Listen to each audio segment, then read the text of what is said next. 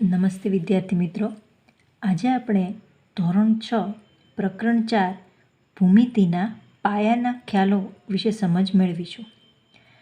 વિદ્યાર્થી મિત્રો, આજના આ વિડીયોમાં આપણે થોડી સંકલ્પના સ્પષ્ટ કરીશું, જેમાં આપણે બિંદુ, રેખાખંડ, રેખા, છેદતી રેખાઓ, સમાંતર રેખાઓ અને કિરણ વિશે સમજશું. વિદ્યાર્થી મિત્રો, પ્રકરણના નામ ઉપરથી ભૂમિતિના પાયાના ખ્યાલો, આ બધા જ ભૂમિતિના પાયાના ખ્યાલો છે. જેટલા તમારા ભૂમિતિના પાયાના ખ્યાલો સ્પષ્ટ હશે, તેટલું જ તમે ભૂમિતિને વધારે સારી રીતે સમજી શકશો. એટલે આ બધા જ ખ્યાલ છે, બધી જ સંકલ્પના છે, તમે સારી રીતે સમજો તેવી તમને વિનંતી છે. હવે સૌથી પહેલું આપણે લઈએ બિંદુ. બિંદુ એટલે આપણી સામાન્ય ભાષામાં એક બારીક ટપકું. બિંદુને આપણે એકદમ ઝીણા નાના ટપકા વડે દર્શાવીએ છીએ. અહીં તમે જોશો કે હું ઘણા બધા બિંદુઓ દોરું છું. જેમ આકાશમાં તારાઓ હોય છે, તેમ આપણે આ એક સમતલ કાગળ છે તેના ઉપર બિંદુઓ દોરીએ છીએ. હવે મેં અહીં ઘણા બધા બિંદુ દોર્યા છે. એટલે બિંદુને આપણે દર્શાવવા કે એને કંઈક ઓળખ આપવી પડે. તો બિંદુને ઓળખ આપવા માટે આપણે અંગ્રેજી મૂળાક્ષરોનો ઉપયોગ કરીએ છીએ, અને એ પ્રથમ અંગ્રેજી એબીસીડી લેવાની છે, એટલે કે કેપિટલ અક્ષરનો ઉપયોગ કરવાનો છે. બીજી એબીસીડી કે સ્મોલ લેટર વડે આપણે તેને નહીં દર્શાવીએ. એટલે બિંદુઓને દર્શાવવા માટે આપણે અંગ્રેજી કેપિટલ મૂળાક્ષરનો ઉપયોગ કરીશું. જેમ કે હું આ બિંદુને નામ આપી દઉં બિંદુ એ, અને હું નામ આપી દઉં બિંદુ બી, અને નામ આપીશ બિંદુ સી. અને આપણે બોલશું પણ એમ બિંદુ એ, બિંદુ બી, બિંદુ સી, બિંદુ ડી, બિંદુ ઈ, વગેરે વગેરે. તો આ રીતે આપણે કેપિટલ મૂળાક્ષરો અક્ષર વડે આપણે બિંદુને દર્શાવી શકીએ છીએ. હવે વિદ્યાર્થી મિત્રો, બિંદુ વિશેનો તમારો ખ્યાલ સ્પષ્ટ થઈ ગયો હશે. જ્યારે આપણે બે બિંદુને જોડીએ છીએ તો આપણને એક બીજું ભૌમિતિક રચના મળે છે. તમે જોશો, ધારો કે આપણે અહીં બિંદુ ડી અને બિંદુ સીને જોડીએ છીએ. બંને બિંદુને જોડી દઈએ છીએ, બિંદુ ડી અને બિંદુ સી. તો બિંદુ ડી અને સીને જોડતા મને જે એક આકૃતિ મળી છે, ભૌમિતિક આકૃતિ, તેને આપણે કહીશું રેખાખંડ. તેને કહીશું આપણે રેખાખંડ. હવે તમે જોશો તો અહીં બંને બિંદુ છે, એટલે અહીંયા ડી અને સી છે, એ આ રેખાખંડના અંત્ય બિંદુ કહેવાય છે. એટલે અંત્ય બિંદુ એટલે ત્યાં એનો અંત આવી જાય છે, તે આગળ જઈ શકતા નથી. રેખાખંડને તમે બંને રીતે નામ આપી શકો. જો મારે આને નામ આપવું હોય આ રેખાખંડને, તો હું એને નામ આપી શકું રેખાખંડ ડી સી. હું એને ઊંધું પણ નામ આપી શકું રેખાખંડ સી ડી. એટલે આ રેખાખંડને આપણે બંને રીતે નામ આપી શકીએ છીએ, અને તેને આપણે સંકેતમાં લખી શકીએ રેખાખંડ ડી સી. જે ઉપર અહીં સંકેત છે એ રેખાખંડનો છે. તમે જોશો અહીંયા કે આપણે અહીં એક પણ જગ્યાએ એરો કરતા નથી, તીર જેવું નિશાન કરતા નથી. તો આ રેખાખંડનો સંકેત છે, અને રેખાખંડના અંત્ય બિંદુ છે એ ડીસી છે, એટલે આપણે એને લખીએ છીએ રેખાખંડ ડી સી. આને હું ઊંધું પણ નામ આપી શકું, એમ પણ લખી શકું રેખાખંડ સી ડી. એટલે એક એવો રેખાખંડ છે જેના અંત્ય બિંદુ સી અને ડી છે, કે ડી અને સી છે. રેખાખંડને તમે કોઈ પણ દિશામાં નામ આપી શકો, આમ પણ નામ આપી શકો અને આમ પણ નામ આપી શકો. તેવી જ રીતે હવે જો હું આ બે બિંદુને જોડું એ અને બી, આપણે બે બિંદુને જોડીએ એ અને બી. તો એ અને બીને જોડતા પણ જે આપણને રેખાખંડ મળે છે એ રેખાખંડ થાય છે રેખાખંડ એ બી. અને આને આપણે ઊંધું પણ નામ આપી શકીએ. હું આ નામ પણ લખી શકું, રેખાખંડ બી એ. એટલે રેખાખંડને તમે કોઈ પણ દિશામાં નામ આપી શકો છો. તો વિદ્યાર્થી મિત્રો, હવે તમને રેખાખંડનો પણ ખ્યાલ સ્પષ્ટ થઈ ગયો હશે. બે બિંદુઓને જોડતા જે આપણને ભૌમિતિક આકૃતિ મળે છે તે રેખાખંડ છે. રેખાખંડની લંબાઈ તમે માપી શકો છો. રેખાખંડને બે અંત્યબિંદુ હોય છે અને બે અંત્યબિંદુ પરથી આપણે રેખાખંડને નામ આપી શકીએ છીએ. અને રેખાખંડને કોઈ પણ દિશામાં નામ આપી શકાય છે. તો આ વાત થઈ રેખાખંડની. હવે આપણે રેખા વિશે સમજીએ. વિદ્યાર્થી મિત્રો, અહીં હું આ રેખાખંડમાંની વચ્ચે હજી ઘણા બધા બિંદુઓ દોરી શકું. રેખાખંડ પણ અસંખ્ય બિંદુઓથી બનેલો એક રેખાનો ભાગ છે. હજી અહીંયા પણ હું બિંદુઓ દોરી શકું. આ બધા જ બિંદુને સમાવતી એક હું લાઈન દોરું છું, રેખા દોરું છું. અને હજી હું એવી કલ્પના કરું છું કે આ બિંદુઓ અનંત અંતર સુધી આમ ચાલ્યા જ કરે. એટલે એક અહીંયા તીર દોરું છું. તીર શું દર્શાવે છે? તો કે આ જ રીતે બિંદુને હું અનંત અંતર સુધી લઈ જાઉં છું. અહીંયા બાજુ પણ તીરનું નિશાન કરું છું. એનો અર્થ એવો છે કે આ બાજુ પણ બિંદુઓ અનંત અંતર સુધી આગળ જાય છે. તો હવે જ્યારે આપણે અનંત બિંદુઓનો સમૂહ લઈએ છીએ જે બંને તરફ અનંત અંતર સુધી વિસ્તરે છે, તો આપણને રેખાની સંકલ્પના મળે છે.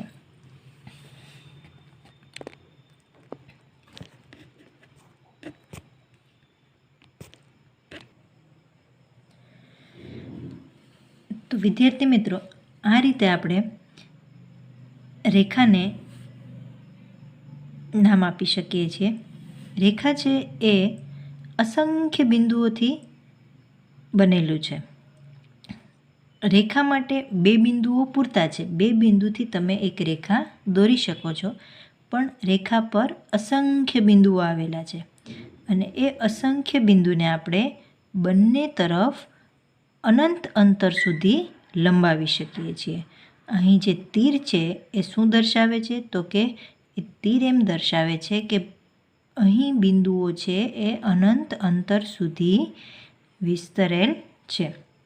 એટલે જે બિંદુઓનો સમૂહ આપણે અનંત અંતર સુધી વિચારીએ છીએ બંને બાજુથી, તેને આપણે રેખા કહીએ છીએ. રેખાને ઓછામાં ઓછા બે બિંદુ વડે પણ દર્શાવી શકાય છે, પણ આપણને ખ્યાલ છે કે રેખા પર અસંખ્ય બિંદુઓ આવેલા છે, તો આપણે એ બિંદુને નામ પણ આપી શકીએ છીએ. અહીંયા આપણે સી નામ આપીએ, ડી નામ આપીએ, ઈ, એફ, અહીં જી નામ આપું.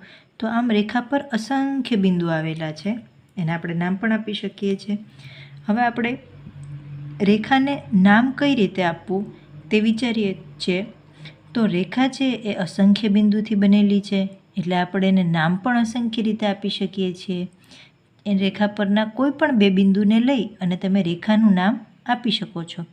હવે અહીં જુઓ તો રેખા પર બિંદુ જી, એ, સી, ડી, ઈ, બી, એફ એમ જુદા જુદા આપણે બિંદુઓ લખ્યા છે. હવે જો મારે આ રેખાને નામ આપવું હોય તો હું આ રેખાને જી એ આ બે બિંદુ લઈને પણ નામ આપી શકું છું. એમ લખી શકું છું કે રેખા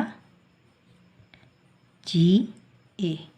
અને એને સંકેતમાં લખવું હોય તો રેખા માટેનો સંકેત છે એક નાની રેખા, અને તેની નીચે આપણે આ બે બિંદુને નામ લઈને રેખાને નામ આપ્યું છે બિંદુઓને લઈને, તો અહીં આપણે લખશું રેખા જી એ. તો આ રીતે આપણે રેખાને નામ આપી શકીએ છીએ. બીજું પણ જી સી પણ લઈ શકું, રેખા જી સી પણ કહી શકું, રેખા જી ડી પણ કહી શકું, રેખા એ ડી પણ કહી શકું, રેખા એ ઈ પણ કહી શકું, રેખા બી એ બી પણ કહી શકું, રેખા બી એ પણ કહી શકું. રેખાને પણ આપણે બંને દિશામાં નામ આપી શકીએ છીએ. રેખા એ બી પણ કહી શકું, રેખા બી એ પણ કહી શકું, રેખા સી ઈ પણ કહી શકું, રેખા ઈ સી પણ કહી શકું, રેખા ડી એફ પણ કહી શકું, રેખા એફ ડી પણ કહી શકું. એટલે રેખા પરના કોઈ પણ બે બિંદુને લઈ અને કોઈ પણ દિશામાં તમે એને નામ આપી શકો છો. રેખાને ક્યારેક આપણે અંગ્રેજી ABCDના નાના મૂળાક્ષરો વડે પણ નામ આપીએ છીએ અથવા તો દર્શાવીએ છીએ. ઉદાહરણ તરીકે જો હું અહીં એક રેખા દોરું છું તો એ રેખાને હું અંગ્રેજી ABCDનો મૂળાક્ષર L અને આ જે છે એ આપણે બીજી ABCDનો કરશું. એટલે આ રીતે પણ આપણે રેખાને નામ આપી શકીએ છીએ. રેખા પર હું કોઈ બિંદુ લઈને પણ એને નામ આપી શકું છું. ધારો કે અહીં રેખા બે બિંદુ વડે હું દર્શાવું છું અને એને નામ આપું છું P અને Q. તો આને હું રેખા PQ પણ કહી શકું અને આને રેખા L પણ કહી શકું. તો રેખાને કેટલીક વખત આપણે અંગ્રેજી ABCDના નાના મૂળાક્ષરો બીજી ABCDના મૂળાક્ષરો વડે પણ દર્શાવીએ છીએ, જેમ કે L, M, N, T, P, Q વગેરે વગેરે.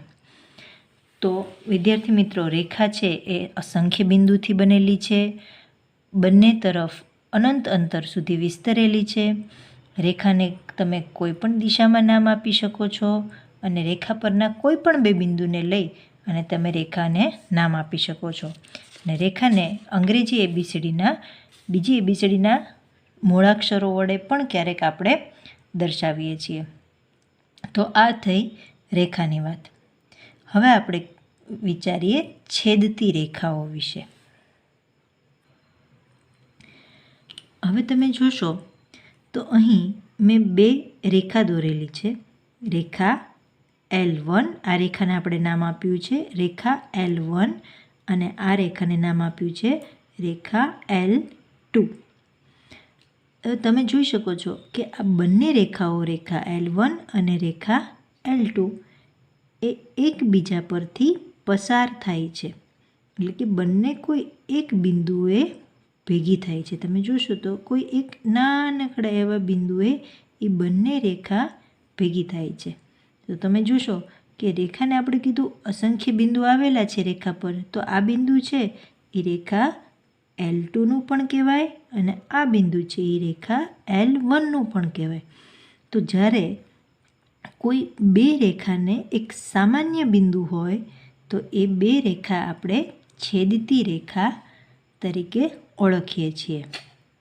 એટલે કે જ્યારે બે રેખા એકબીજા પરથી પસાર થાય તો એ બે રેખા છે એ છેદતી રેખાઓ કહેવાય છે.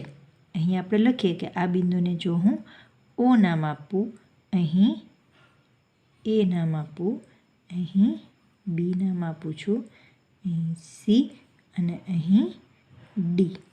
તો આપણે જોઈએ તો રેખા L1 પર કયા કયા બિંદુઓ છે? તો કે બિંદુ A, બિંદુ O અને બિંદુ B. રેખા L2 પર કયા કયા બિંદુઓ છે? તો કે બિંદુ C, બિંદુ O અને બિંદુ D. અને હવે રેખા L1 અને રેખા L2નું સામાન્ય બિંદુ કયું? એટલે કે સામાન્ય એટલે કે બંનેમાં આવતું હોય, સરખું હોય, તો એ કયું થશે? O.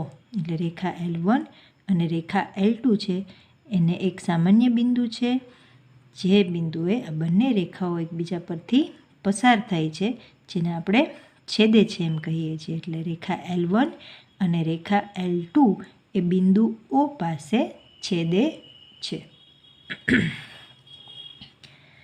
તો આ થઈ છેદતી રેખાઓની વાત.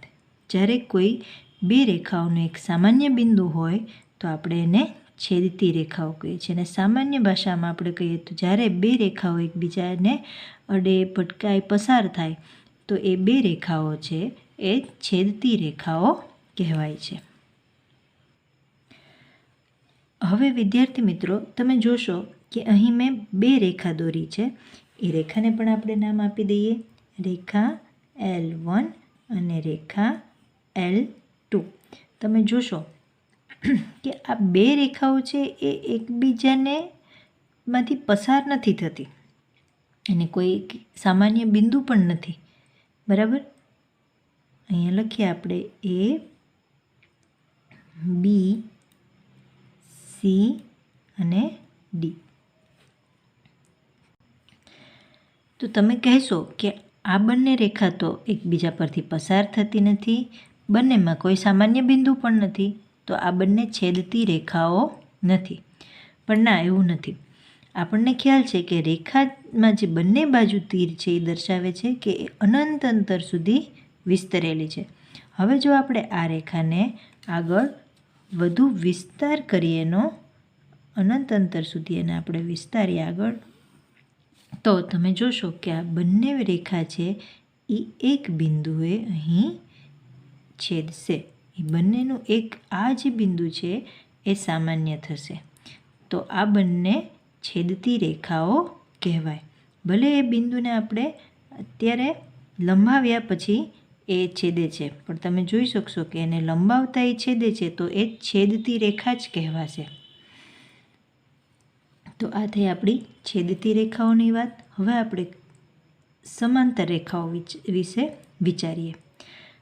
સમાંતર રેખાઓ, સમાંતર શબ્દ ઉપરથી આપણે જાણી શકીએ સમ એટલે સરખું અને આંતર એટલે અંતર.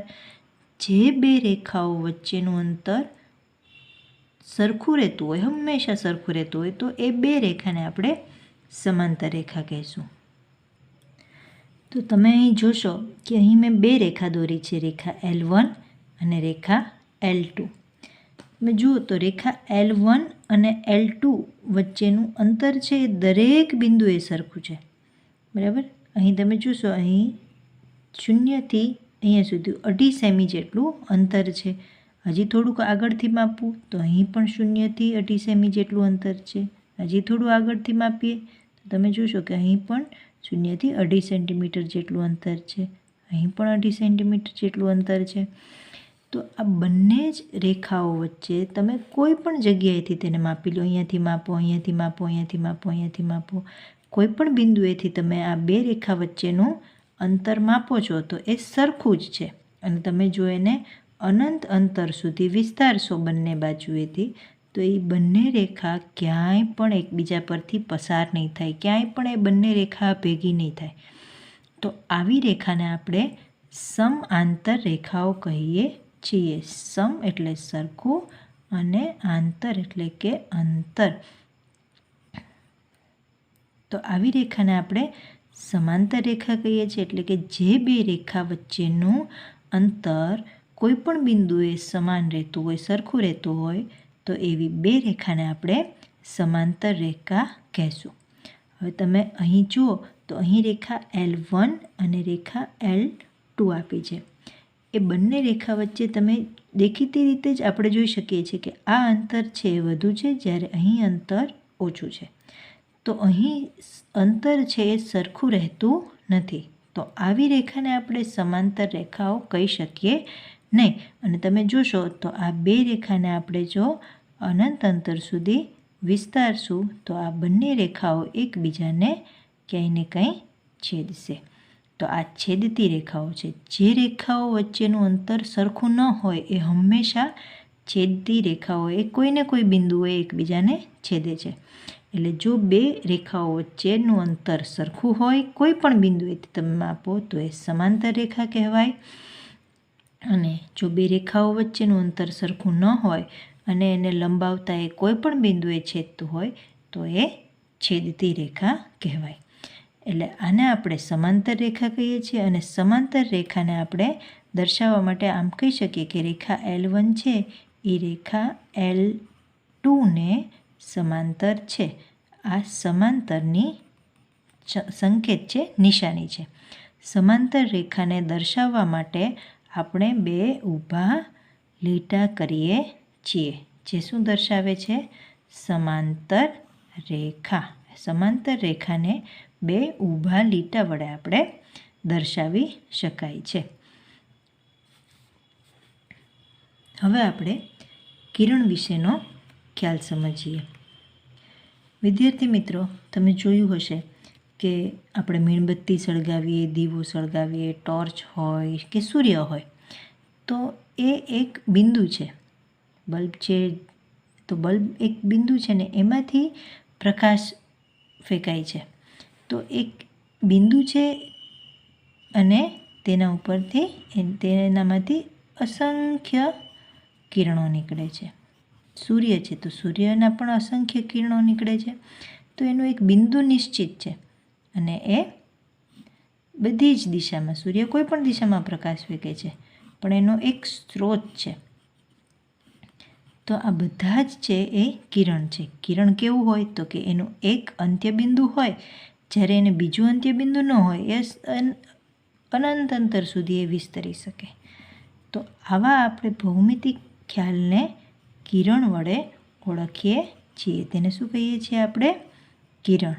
કિરણ કેવું હોય તો કે એને એક અંત્યબિંદુ હોય, એક બિંદુથી એ પ્રકાશિત થતું હોય, નીકળતું હોય અને એ ત્યારબાદ અનંત અંતર સુધી આગળ વધતું હોય, વિસ્તરતું હોય, તો એને આપણે કિરણ કહીએ છીએ.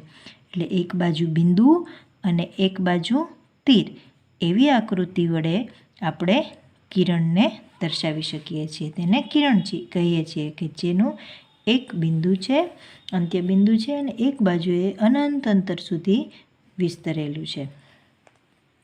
તો એને આપણે કહીએ છીએ કિરણ. હવે તમે જોયું કે આપણે રેખાને કોઈ પણ દિશામાં નામ આપી શકીએ છીએ.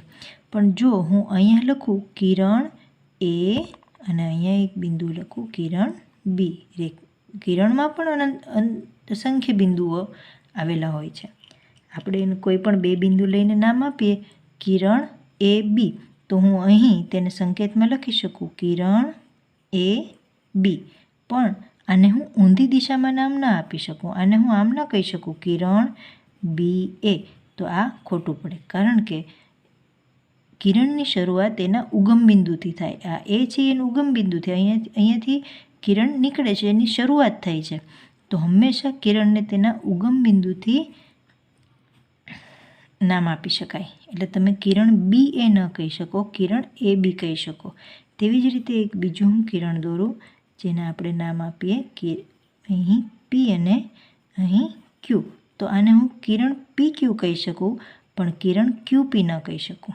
તો કિરણને દર્શાવવા માટે આપણે એક બાજુ તીરવાળો એક નાનો સંકેત કરીએ છીએ અને એનું નામ છે તે હંમેશા તેના ઉગમ બિંદુથી આપીએ છીએ. અહીં કિરણનું ઉગમ બિંદુ પી છે, તો આને આપણે સંકેતમાં લખવું હોય તો લખી શકીએ કિરણ પી ક્યુ.